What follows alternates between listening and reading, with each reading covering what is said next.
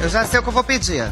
Ué, mas nem olhou o cardápio? Mas eu não sei falar inglês, eu vou pedir salad. Aproveito e fico de dieta. A única coisa que eu sei é salad. Ai, mas aí eu não quero salada, não. E pede um kit, dona Lourdes. Um franguinho? É. Pode ser. Menino, tudo bem?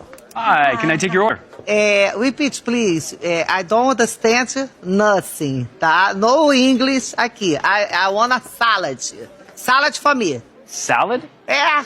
Okay, what kind of dressing would you like? We have Russian blue cheese, Italian, balsamic, olive oil. Aí quebra a gente, né? Eles embromam, né? Garoto, não atrapalha minha vida, não. É salad que eu quero. Only salad. Just plain salad. É. Ok. Vai pra ela agora. Just salad for you. And for you, ma'am? Vai sei, vai. Please, I want a kitchen. Excuse me? Ah, meu Deus, ensinar a americana a falar inglês agora. Kit, menino. Galinha, frango, kit, cocoricó. Hermínia, eu tô achando que não é kitchen, não. Bota no Google aí, então, dona. Bota frango pra gente saber o que é pra sair desse desespero.